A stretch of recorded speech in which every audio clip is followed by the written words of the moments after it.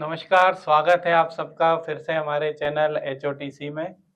आप लोग प्रतिक्रिया धीमे-धीमे देने लगे हैं और प्रतिक्रियाओं की आवश्यकता है ताकि हम लोग और विषयों को गंभीर मतलब और अच्छे से आपको बता सकें या विषयों को विस्तृत रूप में ले सकें। आज हमारे साथ हैं अमिता दीदी, इनसे पहले भी परिचय हो चुका है। ये वरिष्ठ समाज सेवी हैं और समाज के अंदर ना ये बहुत काम करती हैं, तो हर वय के लोगों से मिलती-जुलती हैं। हर परिस्थितियाँ जो इनके सामने आती है अधिकतर उन पे बहुत सारा विचार किया है, बहुत सारा उस पे काम भी किया है। तो आज हम इनके साथ बात करेंगे कि हमारे जो नागरिक जो कर्तव्य हैं, अधिकतर अधिकारियों की बात होती है, चाहे किसी भी मीडिया में ले लें, महिलाओं के, बच्चों के, विकलांगों के, सबके अधिकारों की बात होती है। तो इस पे कर्तव्य भी तो हमारे कुछ होते ही हैं। तो आज दीदी से बात करेंगे कि हमारे जो कर्तव्य हैं, तो दीदी इस पे भी थोड़ा-सा प्रकाश डालें आप कि बिल्कुल पर संजय। कर्तव्य क्या है, कैसे क्या-क्या बिल्कुल, होते हैं? नमस्कार संजय जी, बहुत-बहुत धन्यवाद। और आपने सही बोला कि बहुत सारे एनजीओज़ और सोशल मीडिया पर भी, प्रिंट मीडिया पर भी सभी दूर अधिकारों की बातें बहुत हो रही हैं। सरकार से अपेक्षाएँ बहुत हैं, लेकिन स्वयं के बारे में कभी कोई नहीं सोचता कि हमारी भी इन अधिकारों के साथ हमारी क्या जवाबदारियाँ हैं। देखिए ना, अधिकारों के साथ में कर्तव्य तो कहीं न कहीं जुड़े ही हैं। घर का अपन एक उदाहरण देखें, घर में ही अगर अगर घर का कोई बड़ा बच्चा है, तो उसको नए खिलौने मिलते हैं, नए कपड़े मिलते हैं, उसको सबका प्यार भी मिलता है।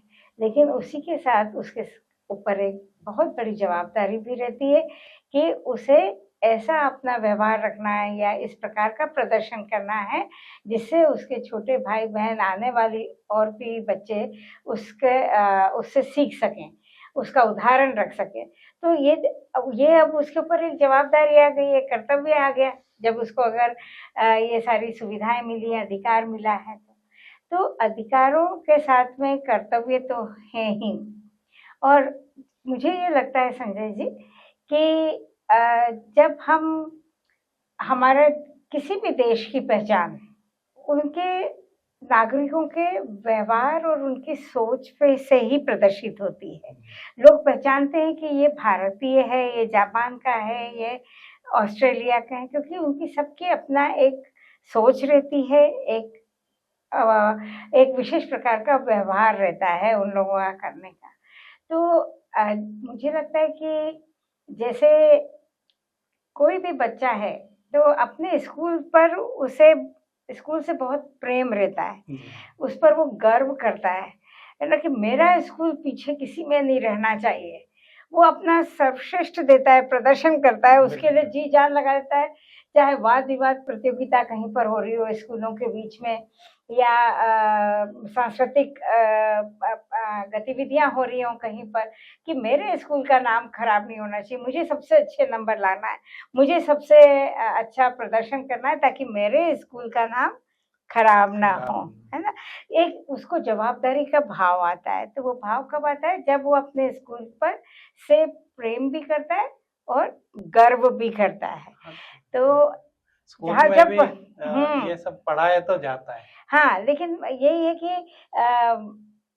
ये बच्चे तभी या कोई भी व्यक्ति तभी कर्तव्य पर भी करेगा जब वो अपने देश से प्यार करेगा, अपने देश पर गर्व करेगा, है ना? तो ये चीज़ें हैं। ये मतलब अधिकारों की बात तो सब कर ही रहे हैं, तो कर्तव्यों के बारे में अपन आज बात करें, कौन-कौन से अपने कर्तव्य हैं? आज संविधान में भी हमारे देश की बात हुई, तो हाँ। देश का संविधान है तो उसमें कर्तव्य भी तो लिखे हुए हैं, तो आप जी, उसके बिल्कुल संजय जी। अधिकार तो है ही हमारे, इसमें विभिन्न उनके अधिकारों को संरक्षित करने के लिए कानून नियम भी बने हुए हैं, लेकिन हमारे संविधान में 11 नागरिक कर्तव्य बताए गए हैं, है ना?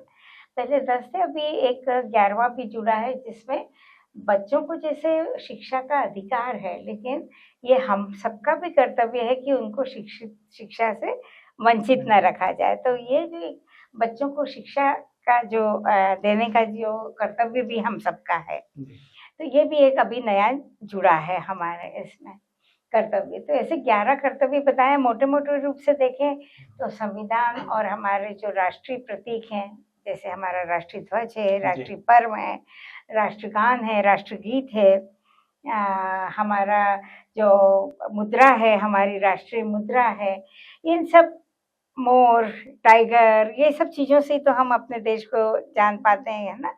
तो इनका सम्मान करना एक तो ये चीज़ है।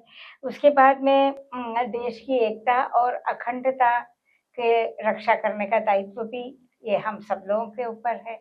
फिर हमारी जो सांस्कृतिक विरासतें हैं, उनका संरक्षण, सार्वजनिक संपत्ति है, उसकी रक्षा करना। इसी तरह से अगर हम देखें तो पर्यावरण सुरक्षा, उत्कृष्टता का प्रयास करना कि अपना जो भी काम कर रहे हैं उसमें उत्कृष्ट करना, और देश के विकास में भागीदारी करना। इसी तरह से वैज्ञानिक दृष्टिकोण और मानवता की ओर ले जाना, या मानवता की ओर बढ़ना।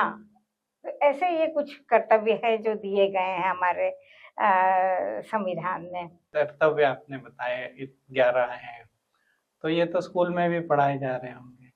संजय जी, स्कूल में तो इसकी नींव डालते ही हैं, वहाँ बच्चों को पढ़ाया भी जाता है, बहुत सरल भाषा में भी पढ़ाया जाता है। सैद्धांतिक रूप से तो ये सब है, नागरिक शास्त्र के रूप में इन सब विषयों को पढ़ाते हैं।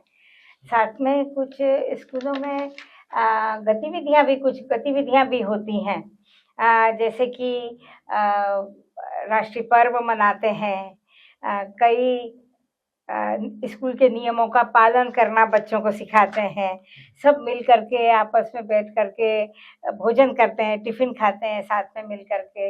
इसी तरह से कभी-कभी पेंटिंग प्रतियोगिता, भाषण प्रतियोगिता, कभी कोई नाटक करवा करके, इस तरह से कभी-कभी ये सारी चीज़ों को बताते भी हैं स्कूलों में, ये विभिन्न माध्यमों से। पर मुझे क्या लगता है संजय जी कि सैद्धांतिक रूप से पढ़ना इन सब के बारे में ये कर, जब तक हम उन कर्तव्यों के प्रति संवेदनशील नहीं होंगे, हमारे व्यवहार में वो नहीं प्रदर्शित होंगे, है ना? तब तक क्योंकि हमारे प्रतिदिन के रोजमर्रा के हमारे जीवन में वो प्रदर्शित होना चाहिए। हम लोग जापान के बारे में इतना पढ़ते हैं कि जापान के नागरिक अपने देश से इतना प्यार करते हैं कि वो थोड़ी भी कमी दूसरों के सामने अपने देश की बताना नहीं चाहते हैं।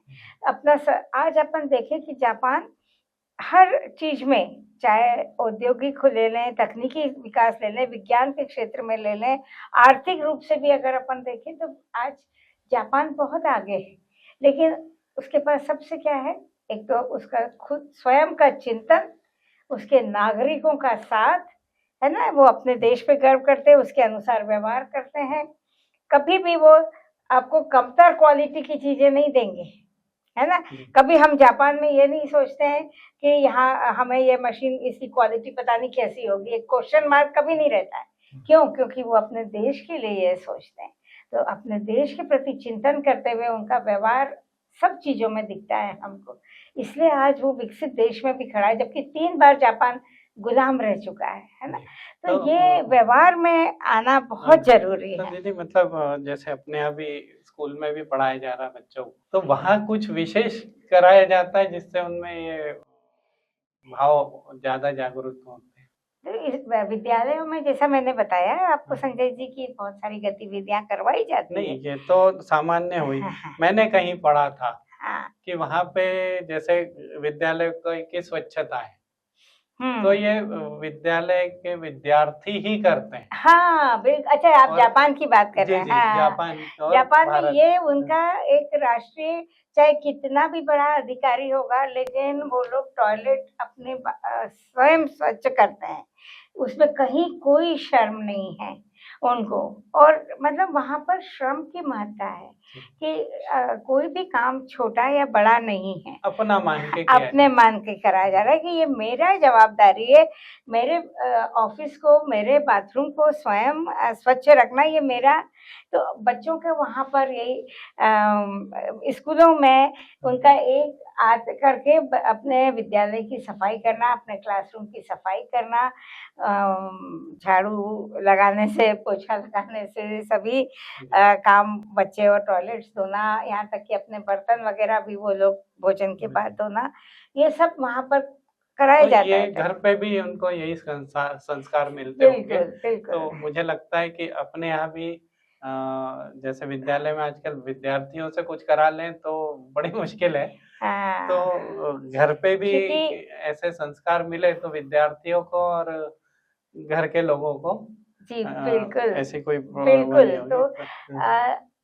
कोई भी विद्यालय है, कुछ समय के लिए बच्चे वहाँ जाते हैं, लेकिन अगर हम ये सारी चीज़ों का दायित्व बोध का अगर हम उन्हें परिवारों में करवाएँ, जी, छोटे-छोटे, पहले तो माता-पिता स्वयं समझें, इन कर्तव्यों को समझें, इसका बीज कैसे बो सकते हैं, किन माध्यम से बो सकते हैं, ऐसे बिल्कुल सरल शब्दों में उसको समझें, क्या गतिविधि हो सकती है। जब हम अपने परिवारों के नियम बनाते हैं, बहुत परिवारों के अपने नियम रहते हैं भई, अगर आपको कहीं बाहर जाना है, तो आप बड़ों के पैर छू के जाओ, दही गुड़ खा के जाना है, या सुबह उठ कर के माता-पिता के पैर छूना है।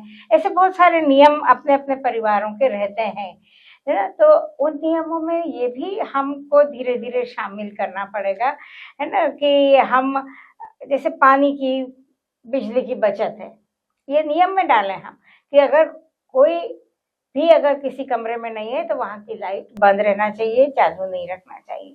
मैं 1 गिलास लेकर के ही ब्रश करूँगी। 1 बाल्टी और हमारे कपड़े से पोंछ के हमारे घर के वाहन जो हैं वो साफ होंगे, तो दीदी ना कि पाइप मैं लगाएँगे। बीच में टोक रहा हूँ। इसमें एक मानसिकता होती है हमने तो पैसे भरने हैं ना, हम भर रहे हैं, हाँ। तो हम कितना भी खर्च करें। क्योंकि वो देश तो के बारे में नहीं सोच रहे हैं। जी, आप देखिए आप बच्चों से हम लोग सीखें, वो अपने विद्यालय के लिए क्या करते हैं कि विद्यालय का नाम ना खराब हो। मेरे विद्यालय का नाम ना खराब हो, तो वो कैसे उसके लिए अपना बेस्ट करते हैं, और विद्यालय का कहीं नाम ना खराब हो इसलिए वो कोई गलत काम भी नहीं करते हैं। बिल कि यार मैं अगर करे तो मेरे स्कूल का नाम खराब हो जाएगा।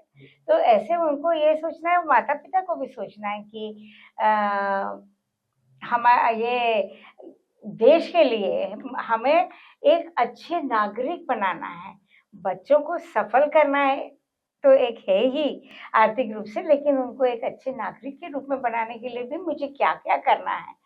तो ये अगर हम कुछ नियम, कुछ अपन लोग हमारे अगर मतलब हमारी अपनी सोच जो है, जी, हमारे है ही मतलब उसमें देखने आती है कि अच्छा ये काम हम करेंगे क्या?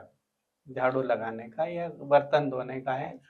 तो इसमें भी हमें शायद कुछ अपने आप में परिवर्तन करना पड़ेगा, तो बिल्कुल आगे संजय जी। की जो पीढ़ी है बिल्कुल, है ना? क्योंकि ये मानसिकता में हमको परिवर्तन, क्योंकि हम लोग श्रम की महत्ता नहीं समझते हैं।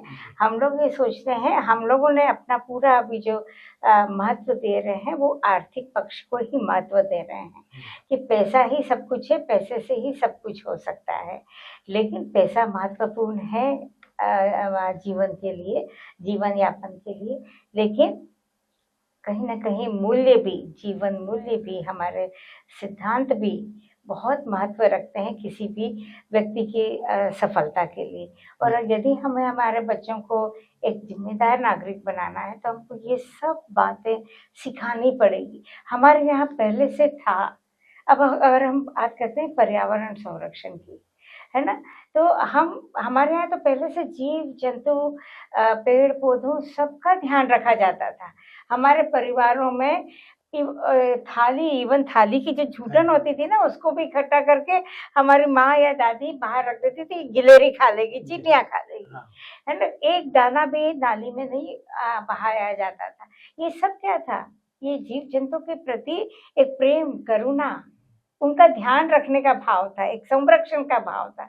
उसी से ये सारी चीज़ें बच्चों में डेवलप होती थी कि नहीं, गाय के को भी ध्यान रखना है, मुझे पेड़-पौधों का भी ध्यान रखना है, उनको पानी देना है ना? अब चिड़ियों को पानी रखना है, चिड़ियों के लिए दाना डालना है, पक्षियों को, गाय को रोटी के लिए, ये क्या था है ना? ये था कि जब हम किसी से जुड़ते हैं, उनके प्रति प्रेम आता है, तभी हमारे पास उनके संरक्षण, उनके रक्षा करने का भी भाव आता है। जब ये अब हमको पर्यावरण के लिए काम करना पड़ रहा है, अगर हमारी जीवन शैली में ये सब होता, हम जितना आवश्यकता थी उतना ही हम उपयोग करते थे, व्यर्थ पानी नहीं बहाते थे। अब तो लोगों को लगता है कि हम नल खुला रखें, क्या पैसे तो भर ही रहे हैं ना, क्या करना है। लेकिन ये हमें ध्यान नहीं आ रहा है कि ये पानी ही जब पृथ्वी से खत्म हो जाएगा, तब आप कितना भी पैसा दें, आपको ये पानी नहीं मिलने वाला है। हम क्यों धरती माता का दोहन कर रहे हैं, क्यों प्लास्टिक का उपयोग कर रहे हैं? पहले हमारे घरों में थैले लेकर के जाते थे, तो सुंदर सुंदर बैग बना करके हमारे बच्चों को हम क्यों नहीं दे सकते हैं? घर में सिलाई भी होती थी पहले, होती थी मशीन से। बिल्कुल। तो पहले क्या ऐसी चीजें, कितना उपयोग उसका हम कर सकते हैं, तब तक उसका उपयोग करते थे, नई चीजें नहीं लाते थे। तो ये सारी आदतों को क्या फिर से हमारे परिवारों में हम जीवित कर सकते हैं क्या? एक बात और मुझे लगता है संजय जी, कि हम जब भी ये करें कि हम लाइट बंद करेंगे, क्योंकि हम एक जिम्मेदार नागरिक हैं। हम ट्रैफिक नियमों का पालन करेंगे, क्योंकि हम एक जिम्मेदार नागरिक हैं। ये बार-बार बोलना भी तब बच्चों के दिमाग में जाता है कि जिम्मेदार नागरिक क्या करता है, क्या कर्तव्य। ये मन में धीरे-धीरे जब दिमाग में बार-बार सुनता है, तो फिर उसके मन में भी ये बात बैठती जाती है कि एक जिम्मेदार नागरिक होने का मतलब क्या है ना? अब हम बाहर जाते हैं हम लोग, वाक़ई में मतलब कभी-कभी बड़ी हैरानी होती है कि सब लोग जल्दी में रहते हैं। ट्रैफिक नियम, क्यों लाइट पर नहीं रुकना है? क्यों लाइन में नहीं लगना है? क्यों अपनी बारी का इंतज़ार नहीं करना है? ये सारी चीज़ें हम लोगों को ही कहीं न कहीं बतानी पड़ेगी ना बच्चों को। उनके मन में ये बहुत दृढ़ता से बिठाना पड़ेगा कि अपने लाभ के लिए हम कभी भी कोई गलत काम नहीं करेंगे, रिश्वत नहीं देंगे। क्यों लाइन तोड़ते हैं लोग कि मैं लाइन में नहीं लगना है, क्योंकि उन्होंने योजना नहीं बनाई है, वो समय उतना लेकर के नहीं आए हैं, और अब उनको देर हो रही है तो मेरा काम पहले होना चाहिए, तो जाकर के रिश्वत दी और लाइन तोड़ करके आगे पहुंच गए कि मेरे को पहले दर्शन करने दो, मुझे पहले जाने दो। ये सारी चीजें सड़कों पे भी जैसे अब अगर ट्रैफिक थोड़ा सा जाम हुआ है, तो उसमें क्या होता है, छोटी गाड़ी वाले साइड से आने लगते, धीमे धीमे उधर का रास्ता बंद कर देते हैं और पूरा ट्रैफिक ही जाम हो जाता है। तो ये सब हमें ही बताना पड़ेगा कि हमको गाड़ी चलाते समय, टू व्हीलर चलाते समय फ़ोन पर बात नहीं करना है, हेलमेट का प्रयोग करना है, सीट बेल्ट का प्रयोग करना है। ये सारी बातें हम लोगों को घर से, जब भी ये बच्चा हमारे साथ चलता है, हम कई बार बच्चे गाड़ी चलाते हैं, माता-पिता बैठते हैं, तो वो ये सब बातों को बता सकते हैं। उसके बाद में एक और चीज़, अगर हमें अपने देश पे गर्व भी महसूस कराना है, हम लोग देखते हैं अपने चौराहे पर इतनी मूर्तियाँ लगती है, लगभग हर शहर में इतनी मूर्तियाँ चौराहों पे लगी रहती हैं। कभी क्या हमने ये जानने या अपने बच्चों को ये बताने का प्रयास करा है, ये मूर्तियाँ किसकी है? किसके लिए लगाई गई है यहाँ पर? इन्होंने आखिर हमारे देश और समाज के लिए क्या करा है? क्यों ये है? जब हम ये सब बातें बताएँगे उनको, तो तभी तो उनको गर्व होगा। आज देखो, अगर अपन देखते हैं कि खंडवा के लोग बड़े गर्व करते हैं कि किशोर कुमार हमारे यहाँ हुए, इतने बढ़िया आर्टिस्ट, एक कलाकार हमारे यहाँ से निकले, तो खंडवा वाले वो गर्व करते हैं, है ना, किशोर कुमार के नाम से। ऐसे हर शहर में इतने प्रसिद्ध व्यक्ति होते हैं, तो धीरे धीरे शहर से, राज्य से और देश से फिर होने लगेगा। वहाँ से हम शुरुआत कर सकते हैं क्या, जब भी बच्चों को ले जा रहे हैं कहीं पर, तो इस तरह की चीज़ों को बताते हुए कि क्या खासियत है इनकी, क्यों इनकी मूर्ति यहाँ पर लगाई गई है, ये सारी बातें हों। इसमें जब देश की बात आती है, तो देश क्या है और वो हमारा है, पूरा देश हमारा है, वो जो भावना है वो कैसे आएगी? बिल्कुल, क्योंकि जब तक आप अपने देश की विरासतों को नहीं देखेंगे, है ना? तो कई बार हम लोग घूमने का प्रोग्राम बनाते हैं। हर परिवार में छुट्टियों को मनाने के लिए कहीं न कहीं घूमने जाने का होता है। लेकिन हम लोग कहाँ जाते हैं कि मनाली चलते हैं, दुबई जाते हैं, जी। श्रीलंका घूमने जा रहे हैं। यहाँ हमारे देश में इतनी चीज़ें, हमारी इतनी सांस्कृतिक विरासतें हैं, ऐसे-ऐसे ऐतिहासिक स्थल हैं, इतने किले हैं जहाँ पर जाकर के इतना जान कर के जब इतना रोमांच होता है। मैं आप लोगों को बताती हूँ एक मैं शिमला के पास में एक बैठक में गई थी, दक्षशाही जगह है। वो उसका असली नाम है दागे शाही, है ना? दक्षशाही, वहाँ की जेल बड़ी प्रसिद्ध है क्योंकि वहाँ पर नाथूराम गोडसे को भी रखा गया था। और तो वहाँ की जेल जब मैंने देखी और वहाँ कैसी किन हालातों में, मतलब दिन के हम लोग 11-12 बजे उस जेल को देखने गए थे। वहाँ इतना अंधेरा था कि हम अपने हाथ को भी नहीं देख पा रहे थे। हाँ, वहाँ पे एक छोटा-सा ऊपर रोशनदान जैसा, जिसकी लाइट भी शायद वहीं पड़ रही थी, नीचे तक तो आ ही नहीं पा रही थी। कैसे दरवाजे और जालियों के बीच में केवल एक खड़े रहने की जगह थी। कुंडे जो थे वो इतनी दूर जाकर के दरवाजे से इतनी दूर जाकर उसकी सांकल थी कि कोई भी हाथ डाल के खोल ना सके। वो जो बीच में खड़े रहने की जगह, ना तो वो मुड़ सकता है ना बैठ सकता है कैदी। कैसे मोटी-मोटी जंजीरों से उनको बाँध, तब जाकर के मतलब इतने हम लोग रोमांचित हुए कि कैसी यातनाएँ, कैसी पीड़ा उन लोगों ने सही है हमारी आज़ादी के लिए, हमारे तब जाकर के वो गर्व जो हमारे शहीदों के ऊपर होता है। तो ऐसी जब चीज़ें हम लोग देखते हैं, हम बच्चों को बताने की प्रयास तो करें। हम लोग ये बताएँ तो कि क्या-क्या हमारे देश में क्या-क्या अच्छी बातें भी हैं। बहुत सारी जिनके ऊपर हमें गर्व कर सकते हैं। हमारा विज्ञान, हमारा आर्किटेक्चर, आज ऐसे-ऐसे मंदिर हैं, जहाँ के आर्किटेक्चर को देखने के लिए दुनिया के लोग आ रहे हैं। है ना? तो इतना हमारे यहाँ एडवांसमेंट था।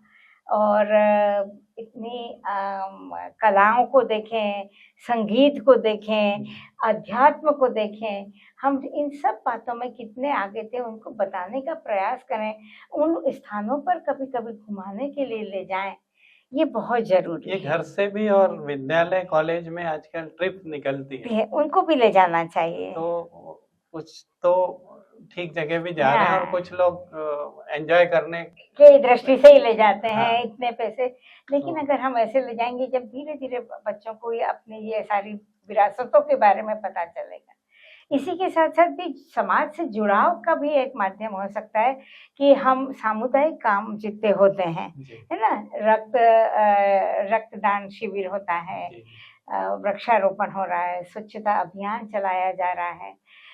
ये और फिर आप देखो आजकल तो पता नहीं क्यों माता-पिता बहुत बार बच्चों को इन एक्टिविटीज़ में भाग नहीं लेने देते हैं। स्काउट एंड गाइड हमारे समय में हुआ करता था, एनसीसी एनएसएस हुआ कर सकता था, एनएसएस हुआ था, एनसीसी होता एनसीसी होता था, जिसके कारण हम लोगों को एक अलग ही फ़ील आता था, अपने देश के लिए कुछ करने की भावना जागृत होती थी। तो ये सारी चीज़ों को करने के लिए बच्चों को एक और मैं बोलता हूँ, आज भी कर रहे हैं बच्चे, पर बहुत सारे लोग अपने बच्चों को उससे दूर रखते हैं, जैसे वही होलिका दहन है हाँ। और कोई गणेश जी, दुर्गा जी, तो इसमें जो कई घरों के बच्चे, नहीं हमारा बच्चा पढ़ रहा है, तो ये सब फालतू काम हम लेकिन नहीं इसी से जब तक हम अपनी संस्कृति से, अपनी विरासतों से जब तक जुड़ाव नहीं महसूस करेंगे ना, जी।